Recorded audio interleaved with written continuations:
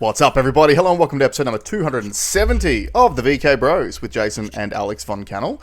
Recording on Saturday morning, the 4th of October. Beautiful day, beautiful weather at the moment. The sun's shining, the heat's really come out. It's a beautiful time of year. How are you going this week, Alex? Beautiful. I've been on a walk this morning. The jacarandas are in full bloom, and it's like the deepest purple. Like right now is like as purple as they get. Mm-hmm. It's beautiful. I love Brisbane's great for it. Like Brisbane's got. I can see them from my balcony. Yep. But there's one out at the end of my driveway. Like it's just such a nice time of year. That's actually one of my family's car games. It's called There's One, and it's around this time of year that as we're driving places, you have to be the first one to point out when you see a jacaranda tree in the distance, and we keep points, and yeah, it's fun. Yeah, and I went a nice walk this morning, went down the coffee shop, was having, like, the coffee was really, really good, so I thought I'd have another one, and then, I knew I had to be back for the show, and I got back early, because halfway back, the coffee kicked in, and my morning stroll turned into a sprint. Nice. Yeah, so for young people who don't understand, when you get of an advanced age and you drink coffee, you almost immediately need to shit. So what I'm confused about, Alex, is, with age comes wisdom. I literally never leave the house without shitting first. I did. But two long blacks back to back creates a long black. Back to back. Well, that's a good way to start the show. Look, guys, we're going to do things not so much differently, but maybe a little bit differently this week. It's been a big week for both of us. We've both been extremely busy. I went away with the family for a few days, a little family holiday. That was really, really nice. A little vacation. So during the week, we've just sort of been quick firing some articles or stories or things to cover on this week's show at each other. So we're not really going to have really big discussions on one or two topics. It's going to be a whole bunch of different quick fire topics that we're going to run through. But we're going to start with a bit of a fun one. Because one of the things that we said when Donald Trump won the election was that whatever happens, at least it's going to be far more entertaining than the previous 4 years. And that is a prediction that did turn out to be correct. And I don't know if any of you follow the White House social media pages. It's a whole new world, son. And I will have comment to make on this later. But we're going to start out with a clip from... Do you want to explain what the clip is from, Alex, or do you want me to explain it? Are you talking about your clip? No, we'll start with yours. Do yours first, and we'll do the other one afterwards. I'm actually just trying to find the original one. I don't think it's in... Is it in our chat? Oh, it probably isn't in there. Yeah, because we've got the next levels of escalation that came from these things. Basically, Donald Trump has been using AI to meme his political opponents. Mm-hmm. I meme them to death. They simply don't have the memes that I have. So it's all based off the government shutdown in the United States. Now, look, there is an interesting point to make on this,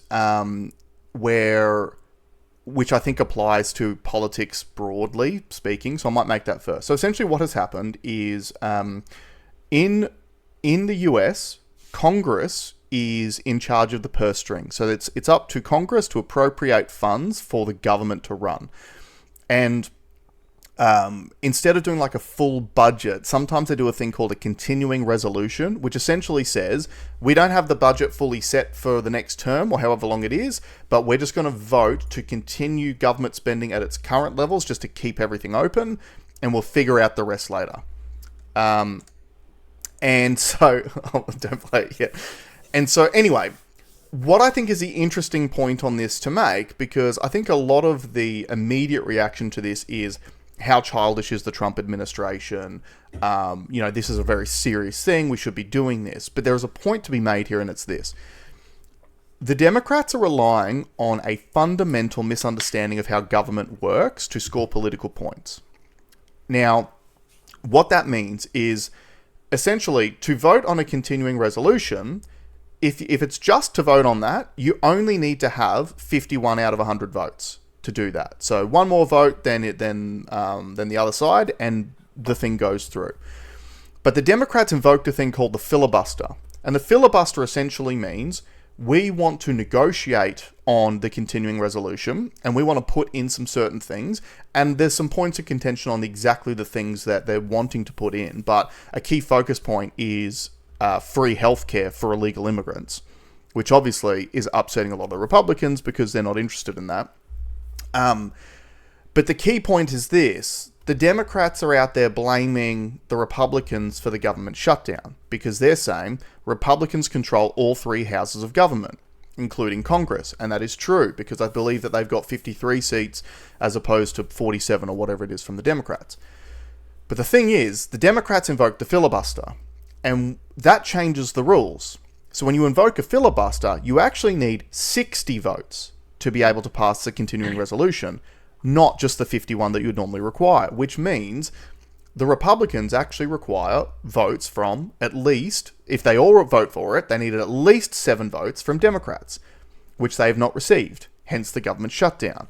But meanwhile, the Democrats are out in public blaming the Trump administration for the government shutdown. So this, I think, is very illustrative of how leftist politicians typically operate. They bank on the lack of knowledge and understanding of their own voter base. Yeah. They lie to their own voter base to achieve their own political ends. And anyway, the response to this has been quite unique from the Trump administration, and we'll start by playing this clip.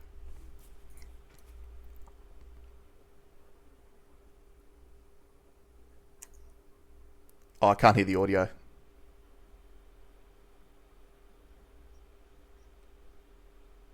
The audio's not coming through, dude. The audio's not working? No. It's working on my end. Yeah, okay.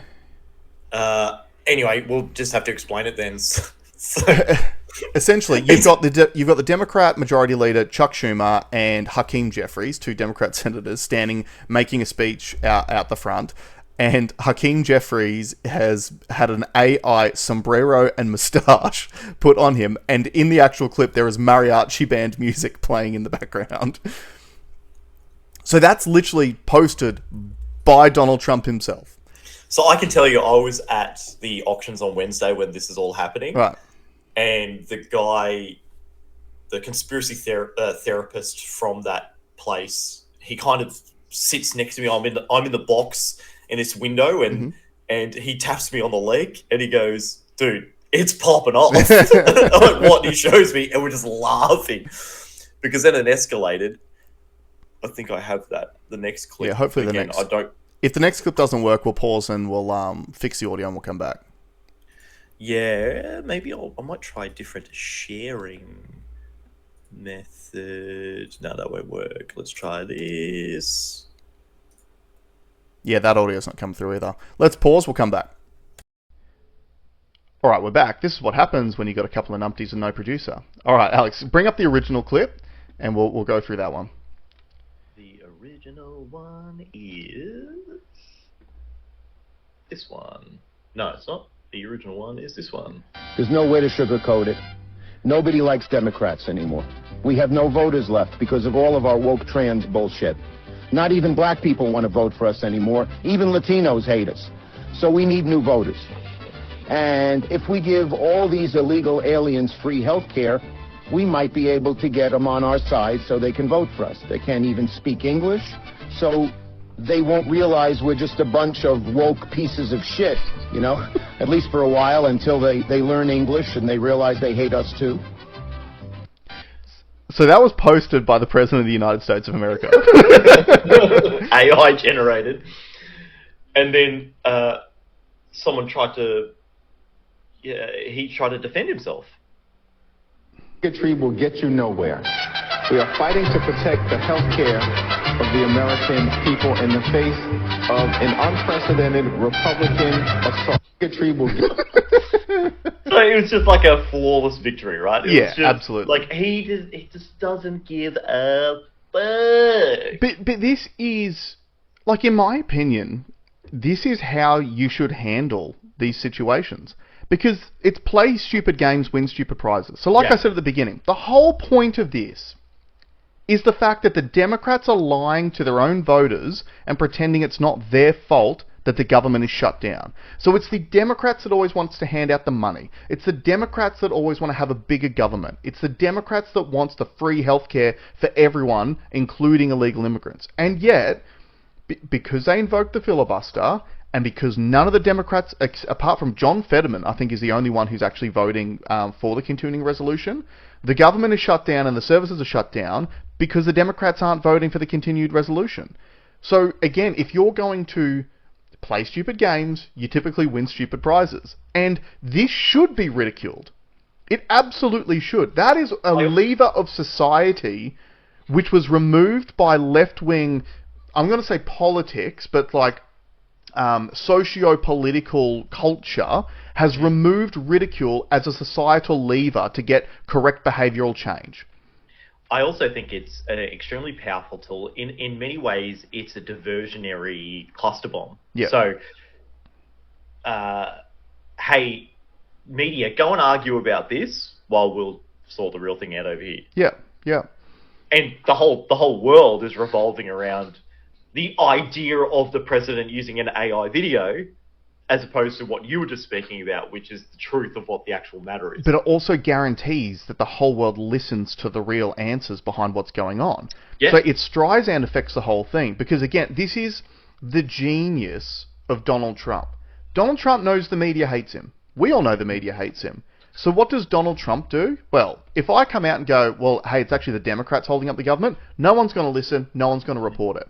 If I post racist memes about Hakeem Jeffries online and have Chuck Schumer in AI calling us woke retards, do you think the media's going to report that? Absolutely they will. Yeah. And then you have to stand up and go, well, here's the real reason why we're doing these things. Like, it's genius. It is how... It's genius. It is literally how Donald Trump won in 2016 and how he won again in 2024, is he used the media's bias against them. It's genius. Absolute Do you genius. want the JD Vance one? Are you able to bring... Is that one going to work? Yeah, that'll work. Yeah, this is just an extra aside. This is not from the Trump administration themselves, but... JD Vance. Okay, esto es mucho simple. El Democrat Party es mucho retardo, okay? Mucho retardo. Especially el Hakimo Jeffries y el Chucko Schumer. They are extra retardo. So El Presidente and I cannot negotiate with these Democrat retardos. It's imposibly. Mucho imposibly. Gracias, amigos. Oh, and make sure you El voto for LJD Vanso in El 2028. Okay, esto... Be prepared for the AI takeover, people. Yeah, and obviously that sort of messaging will win over all the Latino voters. So. Yeah. So that was like a little bit of a little bit of light fun that happened this week. I do want to say we didn't talk about this before. Sorry, can I just make a point on this too, if you're about to move on to something else? I just want to make this point, because I think this is really, really serious. There will be a lot of people going, this behaviour is unbecoming of a presidential administration. We have these institutions which are sacred and should be treated as such. That'll be the response from a lot of people. And I'll tell you right now, guys, the institutions are dead. They're all dead.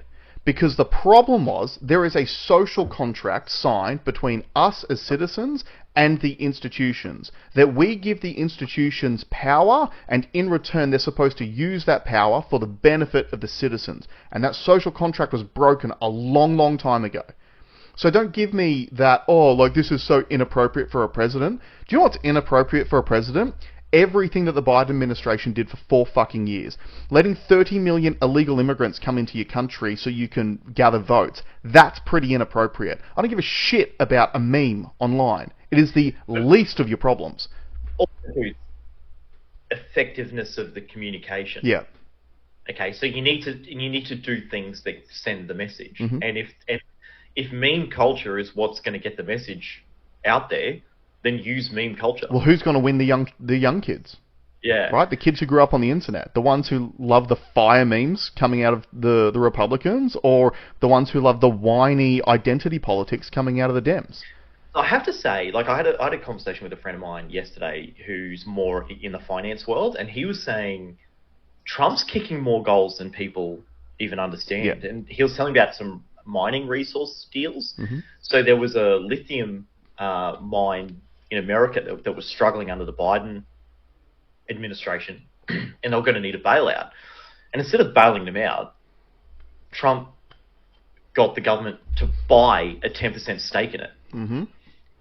The stock went up 80%. Yeah. So essentially, that has made money instead of losing it. Yeah, and to paint a bit of a picture, why that is important is, remember during COVID, and we covered this on the show, remember that Qantas needed bailout money? That's exactly where I was about to go. Yep. And what did they get? $2.3 billion. Yeah, $2.3 billion. And then the very next reporting year, they reported a $2.4 billion profit. Yep. Right? So just for the record, if Auto Bros at the time got $2.3 billion in government aid, I too would have recorded a $2.4 billion close to a $2.4 billion profit. Yeah. Right? It was insane. But it was also worse than that, because it was on the proviso that they were supposed to maintain their staff, the jobs for the staff while all the planes were grounded during COVID. But also remember, it was exactly the same time where Qantas got done for illegally moving people from full-time contracts to what was it, part-time or like subcontractor contracts? Yeah. So then they could essentially just not pay people for like 6 months, which they did end up getting done through fair trading, but the fine was like maybe 5 to 10% of the money they received from the government during the same period. So if you're a CEO and you've got a fiduciary responsibility to your shareholders, well, you're literally incentivized to do the exact same thing next time. But the thing for me is, and I think we said it back then, is like, we did. Why don't we? Well, like if the government's going to give them the money, why don't we own shares in it? Yeah, buy $2.3 billion worth of shares in Qantas and let the Australian people have an ownership over the company that we are bailing out. Yeah, but no, we don't do that. No, we just gave them the money. So here's Trump doing these kinds of deals. Now, for those that probably aren't following it, US stock market, all-time high. Yep. Crypto at the moment, all-time high. Mm-hmm. The metrics that we use for success are all looking in the right direction now under Donald Trump. Yep. You might not like to hear it, but it's the truth. Mm-hmm. Now, there is some tough times coming, I think, but Trump is the only person in the developed world who's talking about the actual fixes. We talk about it every week about the productivity issue. We just have Australia is not looking at becoming more productive at all, in the slightest. We had a productivity commission or a productivity meeting where all they talked about was new taxes. That's right. Like our government is incapable of producing any productivity. They're disinterested. It's not even incapable. They don't care. And the Liberals, no different. Yeah. No, because they should have had some resistance to it. None of them did. So they're dirtbags too. Did you see that Andrew Hastie just resigned from his position in the shadow cabinet? No. So this was I think this only came out yesterday. So just on the very short version, Andrew Hastie, who kind of is being looked at as maybe the next big thing as far as Liberal leaders go, at least from the people who are traditional Liberal voters and more conservative people. He was the shadow immigration minister, I believe was his position, and he resigned effective immediately from his post yesterday and put himself onto the backbench because he was told by Suzanne Ley that the shadow immigration minister would have absolutely zero say in the Liberal Party's immigration policy. So he literally quoted the Westminster system. He said that there is, I can't remember the exact terminology he used, but it is quite noteworthy that in the Westminster system, if a senior, if a government leader is not willing to take the advice from a position, then that position is basically untenable. So he resigned from it, put himself on the backbench. Now, I think that this is a bit of a power play on his part, and I think it's a very clever one, because he knows that right-wing voters have a problem with the immigration that's happening at the moment. He probably thought that he was going to be able to help craft Liberal Party policy on that from his position. He's been told that he won't be able to do that. So what do? You literally make a public resignation from that position. You tell every Liberal voter, the reason why I'm resigning is because Suzanne Ley is not interested in having the actual conversation about immigration levels. And then it'll be the Liberal Party members who will just go, well, we have a problem with the immigration, so Suzanne Ley's got to go. And it might end up being the move that gets him installed as leader at some point. Susan Ley sucks. Yeah, no. She's always sucked. Every time when I used to watch Sunrise back in the day, and whenever they got her on, my eyes would roll so hard in the back. She doesn't have any ideas of her own. Yep. She's been given a script. She cannot, like, if she gets asked anything outside of the scripted answer, her brain just melts. Yeah. It's glass waterfall stuff, if you ask me. They gave her I that role. agree. I know that the Liberal Party's fucked. Yep, totally agree. So yeah, Donald Trump is the only person in the developed world who's doing anything that's going to actually fix their economy. He's also being very protective of the US. And it's funny because I was talking to some other friends of mine that are doing international business, and they're getting crushed by US tariffs. And you go, oh, that's pretty bad. But then you realize, but he's doing it to protect his own country. Which, and if you think about everything you've heard from Albo, has been about helping other people, That's right. other countries. Yeah. It's not about helping us. It's about helping others. So isn't it? But if you really think about it, you should be there to help us. So this is again one of the things that we discuss on the show all the time about how insidious leftist politicians actually are. We have seen a degradation in patriotism and in our national identity. So think about the conversations that we have in Australia all the time. Things such as welcome to country, it's divisive. The immigration discussion, it's divisive. It is all designed to divide you between, like, divide and conquer, so divide the different groups, so then you can obviously conquer them. But also, it is a psyop to make you feel guilty for having national pride and wanting the best for yourself and your own people. Because when you are a psyop to believe that, then let the money laundering begin. Yeah. Because we all know the whole point of any government sending money overseas is money laundering, and a lot of it ends up coming back in back channels. Because I don't know about you guys, I did my tax return on Wednesday, and so I'll get my notice of assessment soon, and on the back of it, it gives you the breakdown of where all your dollars and cents were spent, and like 70% of it is on welfare of various kinds. I don't get an itemized receipt on where all that money gets spent. Let me give you... Okay, so we haven't spoken about this before, but I've been watching Bear Grylls' The Island. Has just gone up for free on YouTube, and it's got entire seasons. And the idea behind the show is... For a generation of people who don't know who Bear Grylls is, potentially, do you just want to explain who Bear Grylls is? He's a survivalist. Yeah. So he would do these shows where he would put himself on an island with nothing, and he'd show you how to survive. There's some controversy around, apparently maybe you stayed in some hotels, after a couple of seasons. Yeah. I guess it's fair enough. Doesn't take away from the fact that he has got the survival skills. But what I really like about this particular show is that it pits two teams against each other. Right. So I think the first one was a battle of the sexes, men versus women. Then I had, I think, old versus young, and then it's had rich versus poor.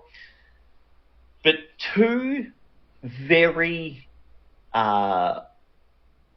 interesting things that they never spoke about. I noticed it watching. They never spoke about it, but I think we should speak about it here.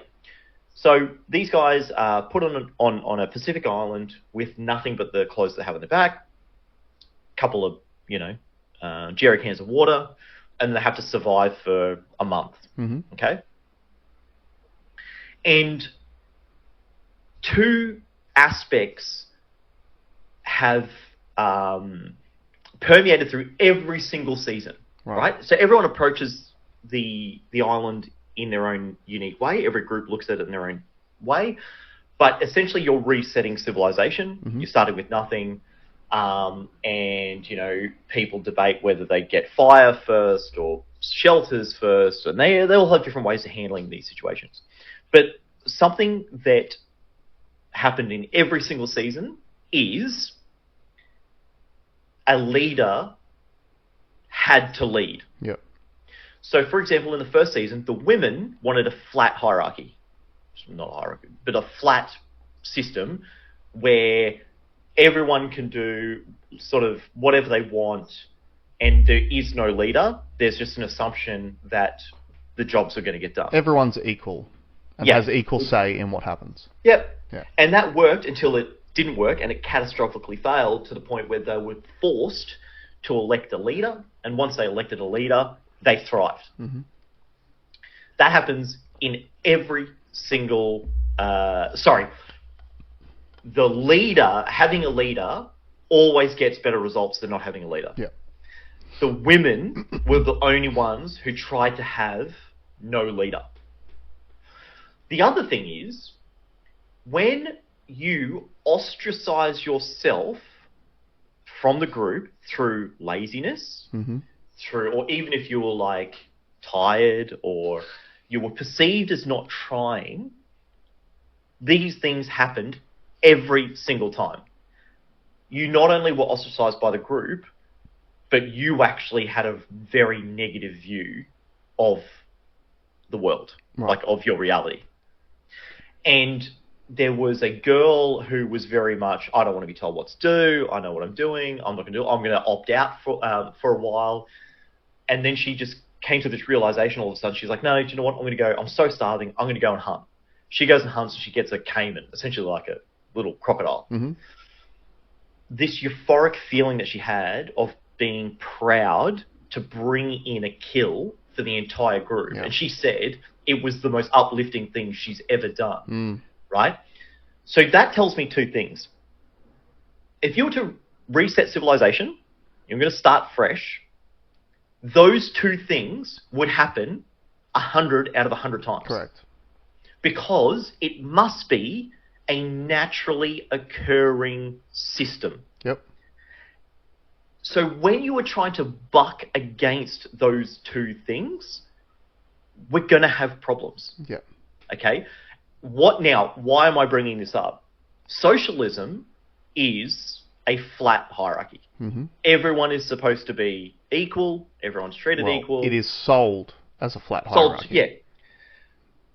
But like I said, even in the smallest microcosm of the TV show, when it's tried, it fails, and it fails fast. Yeah. Okay? Also, strong leadership. Everyone actually needs a strong leader to help direct you to move forward. Then I was talking to another friend who said something really, really interesting. I've never thought about it like this, but he's right. Any rule that needs to be enforced is unsustainable. Mm-hmm. So why I think that's correlated to this is when we try to suppress the natural flow of what mankind wants to do, you will fail. Yeah. Now, this will probably flow into the next topic that I wanted to bring up, which is I think most of the decisions that are made at the moment by the ruling class are unnatural. Are you speaking specifically of Australia at the moment? Let's talk in an Australian context just Yeah. to make it easier, okay? And then we can flick on to the UK because I think the UK's got some news there too. Yeah. You know, I make a big song and dance about road rules all the time. Like I just got a parking ticket. The parking ticket was $333. Wow. For a parking ticket because I parked in a lane that is only you're only allowed to park there after 6 o'clock. I was there at 5:50. Oh, yeah. Okay, so $333. Petty tyranny. Petty tyranny, for sure. But even speed limits, right? And again, I'm going to keep on saying it because you're not seeing how crazy this is. We're enforcing speed limits and it doesn't seem to be changing anything except for the fact that the amount of revenue they make goes up. Yep. The death rate still goes up. The amount of fines issued goes up. The amount of value associated with those things goes up. And we're all supposed to expect, if you ask 9 out of 10 people on the road, in the street, they would say that speed enforcement is a good thing because it must be dangerous to do the opposite. Yeah. And then you have people in the comments all the time that, just don't speed and you don't have a problem. Mm-hmm. And then you go and say, okay, well, look at the speed limits. There's a road here that used to be 90 k's an hour. It's now 60, and there's no cars on it. It's multi-lanes. There's no way to, traffic can't come, you're separated by a divider. It's like the safest scenario you can ever have on a road. And it's unnaturally slow. Yeah. Everyone is hanging on the brakes for no reason, and you could easily flow through there without touching any controls at 90 kilometers an hour. Yeah, which is more wear and tear on your car as well. Yeah. That's like a mechanical restriction against what the thing naturally wants to do. Yeah. And that's enforceable. Right? Yep. Think about other rules like the smoking, the cigarette containers. We're going to mandate that we're going to have pictures of dead people on it. We're going to do all these things. We're going to raise the taxes on it every 6 months to stop people from doing it. It doesn't. It doesn't do it. Yet if you ask everyone on the street, they will agree with it. Yeah. So what I'm trying to say is there is a real trick that is being played on society that is, be scared of this thing and accept whatever our fix is, whether it works or not. Correct. And I'm saying, a lot of... And I'll talk about a story that I had with a friend that was actually pretty disturbing. Okay. It was in relation to the UK digital ID. And for those that don't know, Actually, I think I have the clip here. We can probably play the clip. That is why today I am announcing this government will make a new free of charge digital ID mandatory for the right to work by the end of this Parliament. Let me spell that out. You will not be able to work in the United Kingdom if you do not have digital ID. It's as simple as that. Because decent, pragmatic, fair-minded people, they want us to tackle the issues that they see around them. And of course, the truth is, we won't solve our problems if we don't also take on the root causes, looking upstream to tackle poverty, conflict. We don't even... It's just... it's the most bullshit argument for bringing in digital ID. It literally makes no sense. So to paint a picture, they're saying that illegal immigration will be stopped by enforcing every person within the UK to go get a digital ID, and that digital ID is going to stop people from working illegally. Mm-hmm. Now, where are the holes in this? So Jason and I talk about the algorithm for thinking all the time. Mm-hmm. Okay, so what we try and do is let's just use the most basic logical ideas that we can. Let's think first principles. Mm-hmm. All right, you've got a problem with people working illegally, is what you're saying. All right, are there already measures in place to discern between an illegal worker and an illegal worker? Well, there must be, right? Well, there is. They're saying they know there's a problem. Okay. Well, in the UK, because I've looked into it, you already need to supply your national insurance card. That's right. Okay. So there's already, but even from first principles, the fact that he knows there's illegal workers means they know the difference between a legal worker and an illegal worker. Correct. So the person employing them probably already knows the difference between an illegal and a legal worker. Because they have to follow a different process to be able to employ that person. Right. An illegal But process. if you don't do the process, you're employing them illegally. And if you're willing to do it illegally under the current system, why would you be any different under the new system? Correct. Simply using the most basic logic, you can see a hole in this thing. Mm-hmm. Now, so I had a conversation with a friend. Now, I want to give him the benefit of the doubt. I think he was in a very high-stress situation that weekend. Mm-hmm. And when we had the conversation, because I've had a couple of these with him, I hope that this is an example of if you are very stressful on your body, your brain becomes an agent for the system. Well, it just Okay. gets stuck in fight or flight mode. Yes.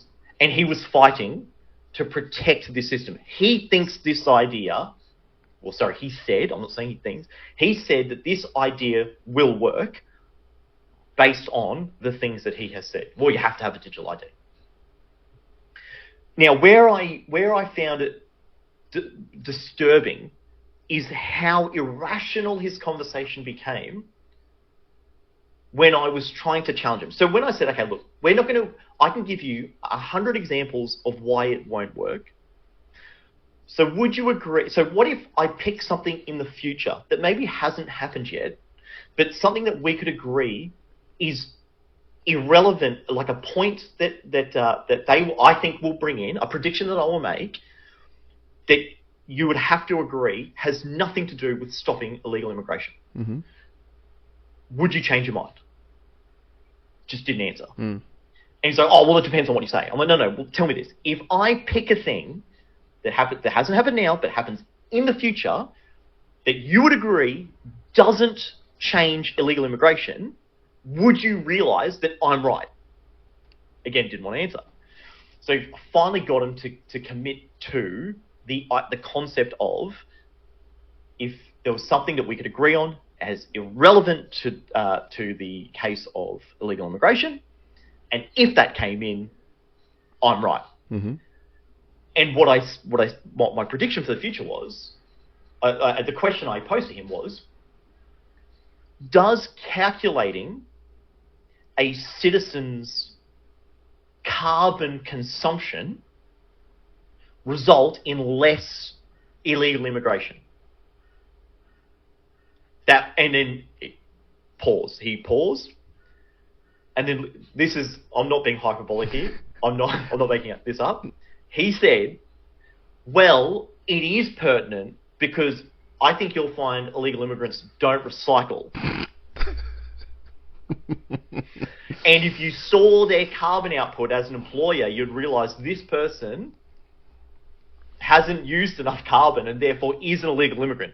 Which even logically, the guy's got the digital ID in his scenario, and he's also saying that person's illegal, which is another point because I don't know if you listened to the recent No Agenda. They mentioned it, and I think there's definitely evidence for this. They will just give the illegal immigrants digital IDs. Yeah. And we know they're going to do this because there's so much evidence of them being given money, Welfare, free housing. welfare, free hotel stays. Yep. Like, they already give them all that shit. Mm-hmm. So what makes you think that they're not going to just... If anything, now I'm only thinking this as it goes, this is actually the perfect plan to force even more illegal immigrants into the place and convert them to quickly legal. Well, exactly, because if they've got digital IDs, guess what? They'll be able to vote. They're able to vote. So it's just more and more enforces it. But what I wanted to say was, that was the most extreme case I'd had of someone defending the system, unknowingly defending a system. Yeah. But also rewrote history in his own mind. I said, do you think it's problematic for a citizen of a country to have their movements restricted? And he goes, yeah, like, that's bad. I'm like, you know, like, can you think of times in history where that's happened? And he goes, yeah, like Nazi Germany. Like, he brought that up, Nazi Germany. Show Like, me your papers. Yeah. I've had to travel under false documents in Australia in our lifetime. during COVID. And he goes, no, that's just the way that you saw it, and blah, blah, blah. Well, excuse me. It's the exact same thing, mate. Was I allowed to go into a cafe? Was I allowed to go into a bar without showing a form of ID to say that I'd had this procedure done? Did I have to do that? Yeah. But that's different. But it's absolutely not. And if you can't see that this digital ID is the way to collate all that data and to give them the easiest, most ready access to enforce that same level of draconian control, you're not looking. Yeah. Like, not even are you not looking, you're defending it. Yeah, you're being willfully ignorant. There's a few. I did send something into the Telegram about the digital ID system in China, which we can play after this because it's super relevant. But just a few points on it. Number one, you don't need to make a future prediction about something to do with digital ID for him to believe your concerns on it, because we already made a future prediction 3.5 years ago in 2021 when they brought the vaccines out and they brought vaccine passports out, that this was drip feeding you towards the digital ID system, the social credit system that they currently use in China. Because as we stated at the time, it made absolutely zero sense because the vaccine clearly didn't stop transmission, so tracking who was vaccinated and who wasn't was not relevant at all to decreasing the level of danger you pose to society. We said it was drip feeding, and we said that one day digital ID would become mandatory. Now, how did they enforce vaccinations during COVID? You need to get the vaccine or you can't go to work. So we said 3.5 years ago, they will try to make digital IDs mandatory. We need to resist and reject digital IDs. And now you've got Keir Starmer, we just played it out of his own mouth, saying for UK citizens, it will now be mandatory for you to have a digital ID for you to go to work and be able to feed your family. So that was the next topic that we brought up. I said, this is an encroachment on freedom. And he's like, no, it's not. And I'm like, can we at least agree on the definition of freedom? And we couldn't. Because I was saying any encroachment, anything that tells you or that you need to get permission from the state to do a thing, you need to play this clip. On freedom. Bring the clip up. Well, hold on. We will. I even gave an example. We both have businesses. I said, give me $11,000 cash. He goes, I can. I said, well, not without asking the state. Oh, we just have to sign a form saying that we're not terrorists or money launderers. I said, so you have to get permission from the state to give me $11,000, which is a completely legitimate Yep, if you're buying a car from me, transaction. Completely legitimate. And then the fact that he wasn't even able to see that as an encroachment on freedom. But this isn't just a him thing. I think most people feel this way. And this is the thing that I want to scream from the mountaintops. Every time they bring one of these things in, it makes your life worse, not better. Like, Jason, how are you victimized by money laundering? Well, personally, I'm not at all. Neither am I. Yeah. It doesn't do anything. It doesn't do anything to us. And yet they've brought these policies in where now, if you try to do any... I had another friend even deny that the existence of this thing, but we're all going to see it in December. If you do any financial product now on your phone, if you try to get like a Visa card or even a prepaid Visa as part of the KYC, the Know Your Customer rules, you give your face up. Yeah. Your face is now attached to your financial records. Yep. What has your face got to do with it? That is an encroachment of freedom, okay? It's got nothing to do... Like, what possible benefit does that have? Well, a few other things that I'll say too, and again, this is, data points. We talk about our algorithm of how we think about these things all the time. Here's the other thing that I know. Governments all around the world, all at exactly the same time, are trying to install digital IDs, and they're all using a different excuse. So Keir Starmer, apparently it's going to stop the illegal immigration. In Australia, we're bringing it in. We're trying to pretend that it's not going to be mandatory. But we've already seen Albo's best mate, Keir Starmer, say it's mandatory in his country. So again, once you get I always think about it from the stages of manipulation we received during the vaccine rollout during COVID. Stage 1 was get the vaccine to protect yourself, right? So stage 1 of that is over here. It's, digital ID will make things easier and more convenient for you to use government services. So just sign up if you want, right? That's where we're sort of at now. Stage 2 was you need to get the vaccine to protect, not to kill granny, right? I think our stage 2 in Australia is going to be, well, you need to prove your age assurance for social media. The easiest way to do that, to prove that you're over 16 when these new rules come in December, is to get digital ID. And what the government will do, and this is the grossest part of this for me, and this is the part that all of us need to pay attention to. The government is conscripting private businesses to enforce essentially illegal laws, just like they did during COVID. This is fascism. This is absolutely fascism. The definition of fascism is when the state and the corporations team up to control the people. That's fascism.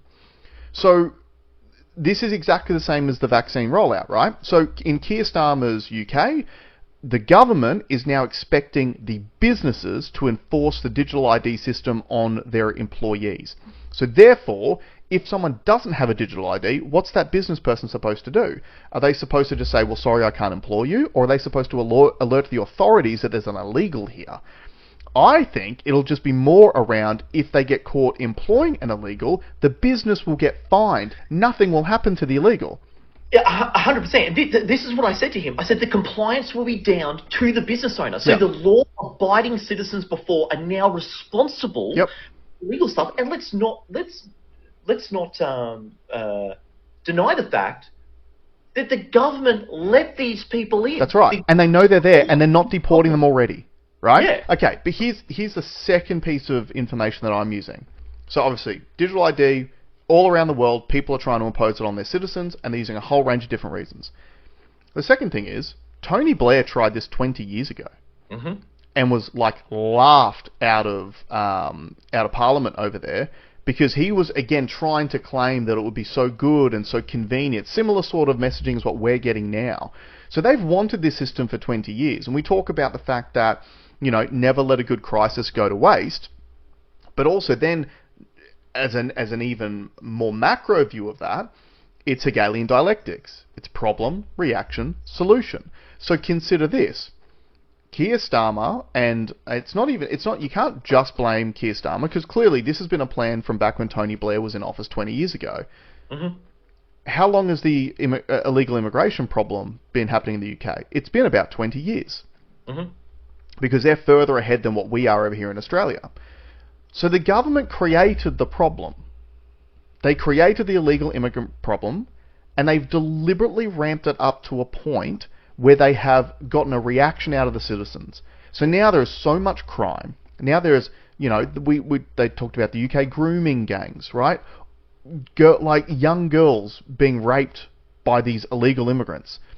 And as you said before about Trump, Trump's the only leader who's actually doing policy to protect his own citizens. Isn't that wild? He's kicking them out. He's gone through, and the ICE agents are going through, there's videos all over the internet of them just deporting people. That's right. Grabbing them and taking them away. And again, the reason why you put those videos up all the time is to have a chilling effect over anyone else who's considering trying to enter the country illegally, right?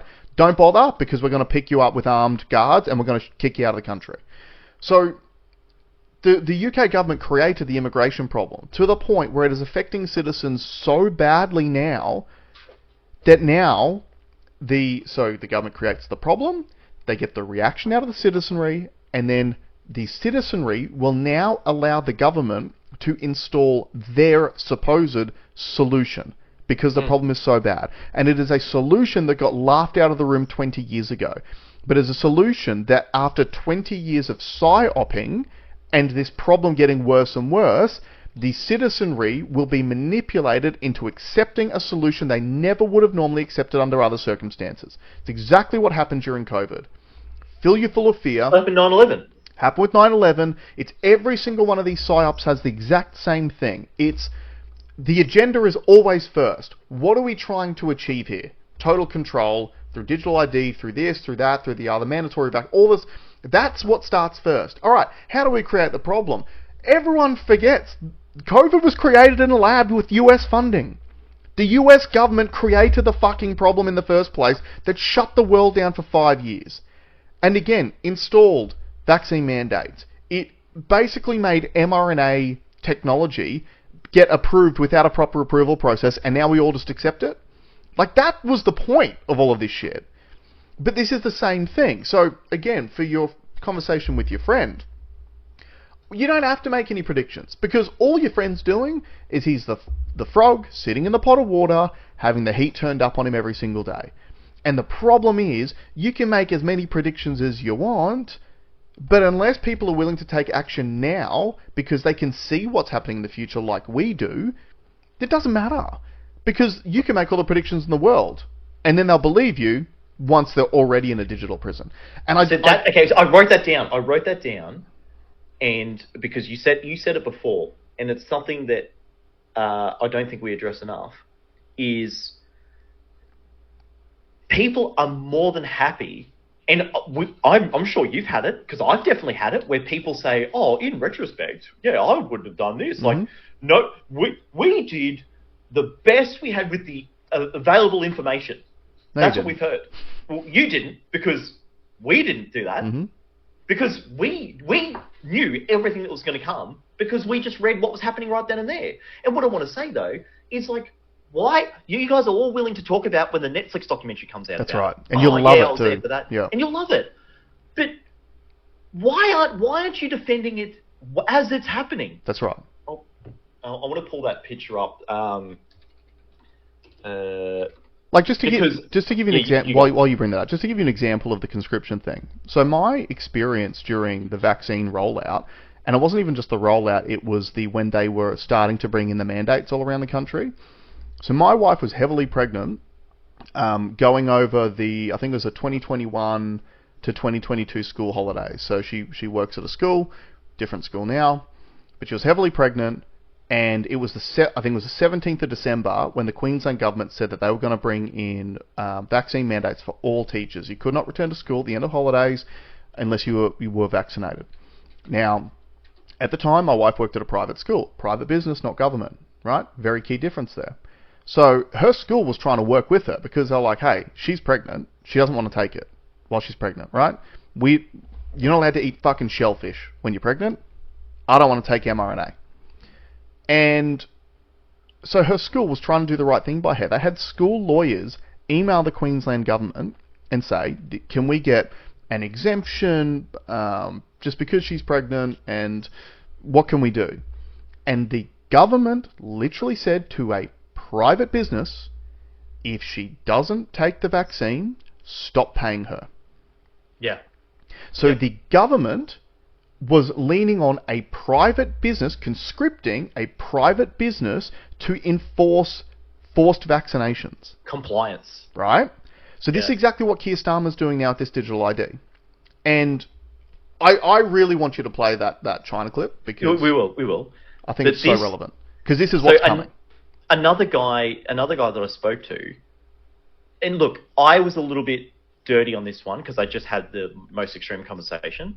So when I brought it to this guy, I essentially set a trap for him. Yeah. Which is, I'm like, can you explain to me how getting a digital ID stops illegal immigration? And he goes, it doesn't. Mm-hmm. Like, cool, okay, we can agree on that. Yeah. So, and then when we started talking about it, he's like, well, you know, what would stop illegal immigration? I'm like, well, stop the boats. You know, the English Channel has been monitored before in the past, right? Britain used to have the largest navy in the world. It's the absolute basics of government, and it actually removes the incentive. If they know a boat's not going to land in England, they won't send boats. Exactly. Operation Sovereign Borders. We did it here over a decade ago to largely stop the boats. And then he was trying to... Look, I guess you could argue that he was trying to test my ideas. So he said, oh, what's the cost difference between implementing digital ID and having the Navy... Well, I said, well, Border Patrol, monitoring the borders. And I said, well, there is no cost benefit for a system that doesn't work, right? Because every dollar that you put into a system that doesn't work is a wasted dollar. Yep. So effectively, it's an infinite amount of money to get no result, or an amount of money to get the desired result. Yeah. And if you don't Right? secure your border, you don't have a country. That's So then the going cost. back to the you're all good in retrospect. Don't you want to be this guy? Yeah. For audio listeners, everyone's seen this image. Can you zoom it in a little bit? The townspeople in Germany. No, not really. Probably not. The townspeople in Germany all hailing Hitler, except one guy who's got his arms crossed because he's refusing to fall for the propaganda. Yeah. Okay?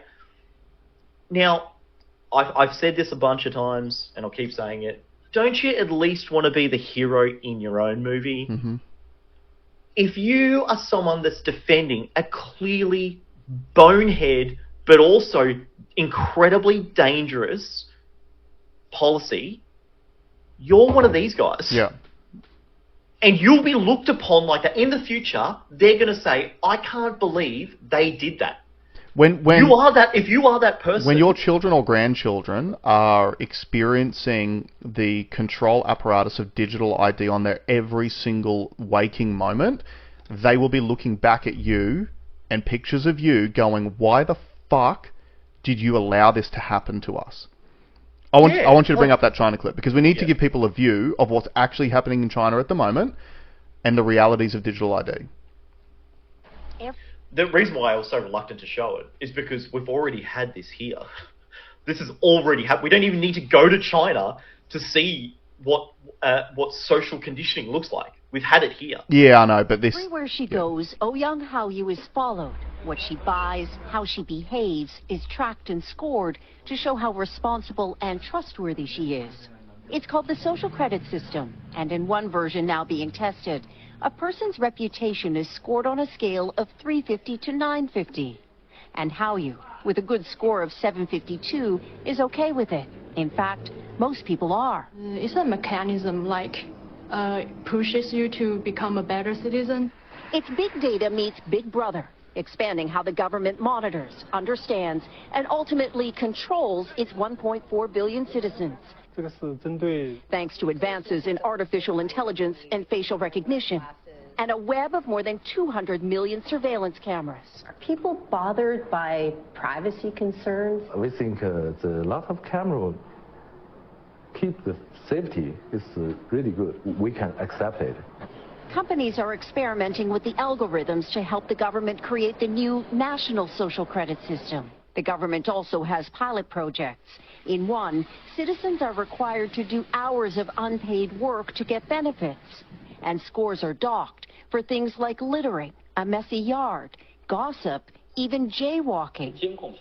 Video of offenders is shown on the local news. And information collectors like Zhou Aini are paid to report on their neighbors. Her quota, 10 entries a month. Like the man who carried a drunk person home. A good deed, she says. Good social credit gets rewarded with perks like cheap loans and travel deals. But a bad score means public shame and worse. Huang Huijun lost a court case and didn't pay. Now he's on a government blacklist. I can't buy airplane or train tickets, he says. And the list goes on. Being discredited makes it hard to get a job or put kids in top schools. The social credit system will go nationwide next year, and few here are willing to criticize it. Something that may pose a risk itself for a bad score and the life that comes with it. Janice Mackey for anything that may pose. Look at what it's called. Yeah, Skynet. So that's an old clip. But I want to broaden this out a little bit for people who don't understand. The whole point of the social credit system and the digital ID, it is all linked, it is all a globalist control agenda. And this is the way that it's going to work. So you heard the thing about the scoring. So all of those people on that news story who were talking about how good it was, do you know why they were speaking about how good it was? Because if they didn't, it would lower their social credit score. So you have to say these things even though you know that they're incorrect. But it gets way worse than that. So it'll be things like, you, as Alex mentioned earlier, you will have a tracking of your carbon footprint. So if you buy too much fuel, you'll show up at the service station, you won't be able to pay because your social, so in China they've got a thing called WeChat. It's the everything app. It's essentially what Elon Musk wants to turn X into eventually. It's the everything app. It's social media, it's email, use it for work, you use it to make payments, and it's all tied into your social credit score. So anything that you buy, it's logged against your social credit score. So they can track, oh, you've bought too much red meat this week, Alex. So when you go to try to buy a steak, they won't allow you to buy it because your carbon footprint was too high. If you buy, if you get a speeding ticket, for example, your speeding ticket gets instantly uploaded and sent to your car insurance company, and your insurance premiums will go up. If you've got health insurance and you buy sugary drinks or something like that, they will update your risk accordingly, and you'll be charged more money. If you speak against the government at all, you're essentially going to get blacklisted.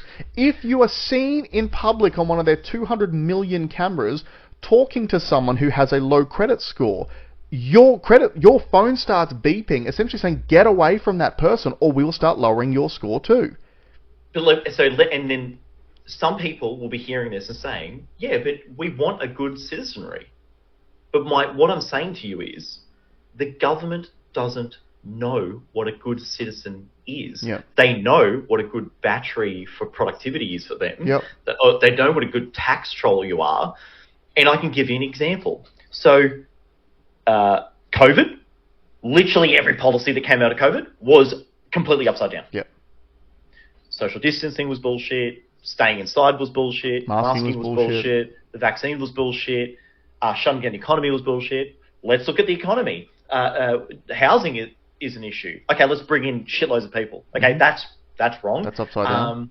Giving unlimited access to capital is going to drive prices up. Yep. They're whinging about, oh man, the cost of housing is going up. Oh, here's a policy that will make it go up even further. Yep. Everything they touch is wrong because they want you to be stuck. Yep. They want you to be unhealthy. They want you to be poor. This is modern day slavery. In 5 years, they decimated the middle class. Correct. Rich people got richer. Poor people got poorer. You can go and have a look at it. Your local tent city, which wasn't there before, that is there now. They did that. So the people that you think are trying to do the right thing by you have a huge record of doing the wrong thing, and you trust them to build the society? And also, it is completely irrational to police the 97% of a population who is already doing the right thing overtly, when the 3% who are doing the wrong thing already are just going to continue to do the wrong thing in the new system. It is so outrageous to me, and I got so frustrated this week with these conversations because I'm like, I'm getting to the point where you'll have to be on your own. Like, if you're not even willing to see reality for what it is, I can't help you. Like, if I can't even have a conversation where we use the most basic logic, historic facts, your feelings about a thing do not outweigh the reality. Yeah. Do not outweigh the numerous historical or pieces of evidence that I can supply to you. Just because you feel a particular way about it does not change reality. And the problem that I have too is, how many more runs on the board do we need to get before people will start listening? Yeah. Right? Yeah. Like, it is the frustration because, so like, this is one of my experiences during COVID. So you would meet up with one of your normie friends who disagrees with you on everything and all of your views about the vaccines and whatever. And this was at the particular point in time when they felt so emboldened to tell you were wrong because the TV was telling them, tell these people they're wrong all the time, right? And they felt emboldened for the first time in their lives. And it's this false bravado that comes with being told you know everything when you've done zero research and you actually know nothing. And so what you would do is you would have a rational conversation with them because you're trying to bring them across. Like, the anti-vaxxers, who are seen as the evil people, were literally just trying to help you. That's what we were doing. We're trying to help you. We did the reading because you didn't. That's right. We did the work, so please listen to us. They say trust the experts. I essentially did a 4-year course on COVID, vaccines, all of it during that period of time. I did more study on that. Like if I did that much study, I would probably have 3 degrees right now, right? Yeah. With the amount that I looked into it. But again, why did I look into it? Because it was fucking important. Because it was insanity from the outset. None of the stuff that was being said made any sense. They were using appeals to authority every 5 minutes to try to get you to do inhuman things. So I did the work, because that's what strong people are supposed to do. This doesn't smell right. I'm going to find out why it doesn't smell right.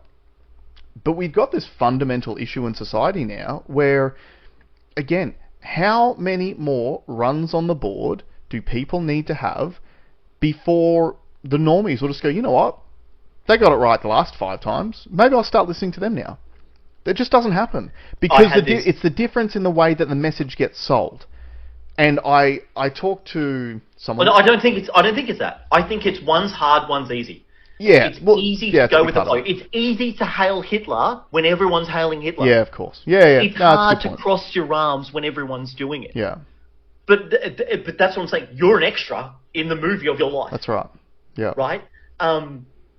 The audience is watching you right now going, what a fucking loser. Like, I cannot believe they would act like that. They're not even thinking that. They're not even thinking that. You don't even notice them. Yeah. They're pods, mate. Yeah.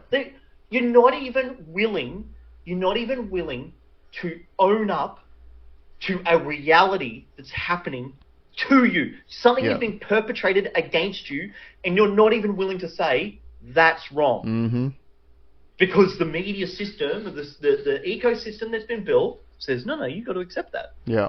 You've got to accept it. You accept this or you're racist. Accept this or you're a bigot. I actually had a conversation today with a friend of mine. He's much older, and he called himself Cypher from The Matrix. Because he goes, I know you're right. He goes, I know it. But I'm just going to... I'm happily plugged in. He's trying to get another mortgage, right? Yeah, well... And look, that's fine. At least he cops it, right? But it's when you're saying, no, that thing doesn't exist because I feel that it doesn't, despite the evidence, that's what I have a problem. You are mucho retardo.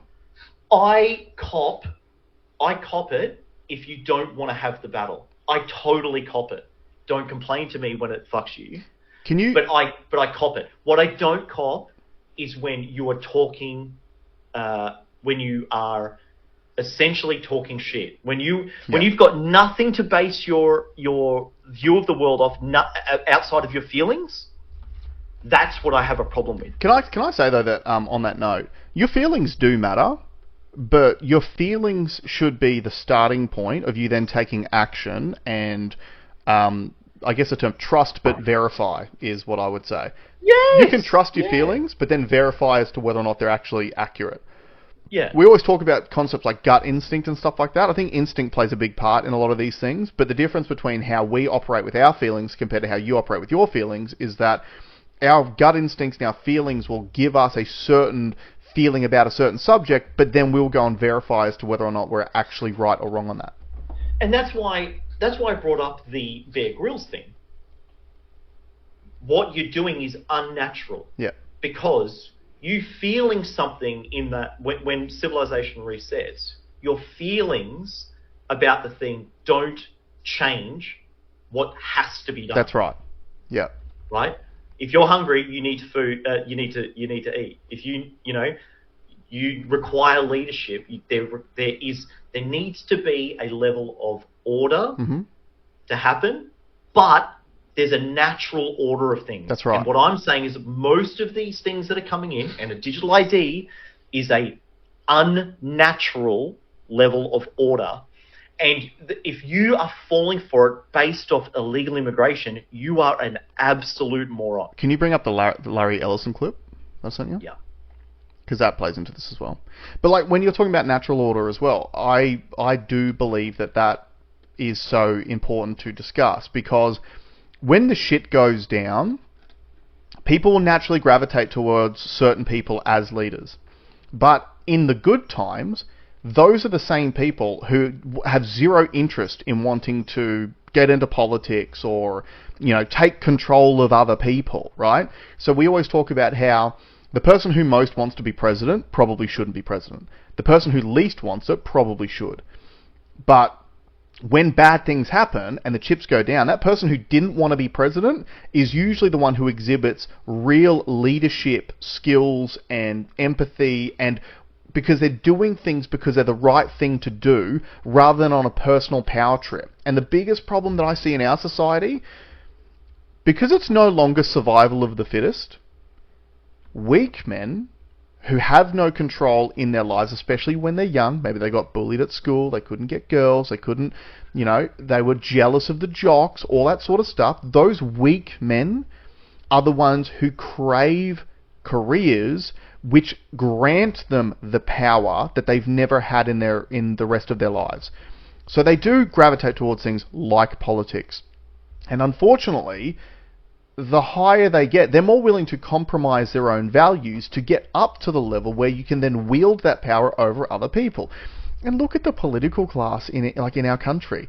Look at Albanese, Chris Bowen, Bill Shorten. These guys are just fucking weasel men. They are losers. If there was no politics, no one would even know who the fuck these people are, because they're in the natural world. No one would know. Yeah, exactly right. And the thing is, if they exhibited the same behaviors as they exhibit now, they would be ostracized from the group as being useless, unproductive, and toxic, right?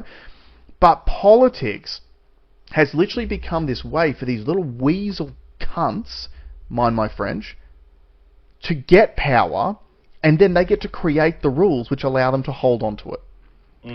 This is Larry Ellison, who is the owner of Oracle. Body cams will be transmitting that. The police will be on their best behavior because we're constantly recording, watching and recording everything that's going on. Citizens will be on their best behavior because we're constantly recording and reporting everything that's going on. When you come to government and what government's doing, there are artificial intelligence tools, and some of them I know that Oracle have developed around financial management for government. But also, tell us a bit about because you're right at the forefront of this revolution, what it means for what government should do in terms of its digital infrastructure, look at the smile on his face when he says data it. centers and so on. How do you take advantage of these incredible AI models? And the first thing a country needs to do is to unify all of their data so it can be consumed and used by the AI model. You have to take all of your healthcare data, your diagnostic data, your electronic health records, your genomic data. And in the Middle East, in the UAE, for example, they're incredibly rich in data. They have a lot of population data. The NHS in the UK has an incredible amount of population data, but it's fragmented. It's not easily accessible by these AI models. We have to take all of this data we have in our country and move it into a single, if you will, unified data platform. So we provide context. When we want to ask a question, we've provided that AI model with all the data they need to understand our country. So that's. I'm just going to call this out right now. I'm building some software right now. Everything he just said there is absolute bullshit. That you have to unify the data for an AI. So there's things called APIs. Mm-hmm. So essentially enable one program to plug into another program. Yep. So if you have NHS data and you have driver's license record data and you have financial data, you just plug those three systems into the one AI and you derive the exact same thing. So there is no benefit. What he is saying is complete false. This is for them. This is a want, not a need. We want to have all of the data centrally located in our control, and we will use it accordingly. And happens to be the guy that is going to make the most money. The two people that are going to make the most money out of what they're talking about is Larry Ellison and Tony Blair's son, who owns the software that is going to be used for digital ID. Yeah. Now, also, just see at the top there, it says Larry Ellison, who's the owner of Oracle, CBS, CNN, and is soon going to be the owner of TikTok. These people, these are parasites. They are using propaganda and control tools to lull you into a false sense of security so they can impose their digital prism. We don't need to keep playing this, but this is just more and more data points which go to the fact that, hey, guys, this has nothing to do with illegal immigration. This has everything to do with globalist control. Remember when I told you I had to set... I've got the Australian digital ID. Yeah. And every time I've had to use it, I still have to input my fucking name and address. Yep. I had to get one as well to set up our self-managed super fund. Because as a director, so they already made it mandatory. It's an absolute fugazi. Everything they've said, oh, we're going to streamline systems. Jason, is it more streamlined? Fuck you're no. someone that uses it a lot because you've got kids and, you know, the only reason why I've got it is because I'm a director of a company. Yep. They force me to do it to become a director of a company.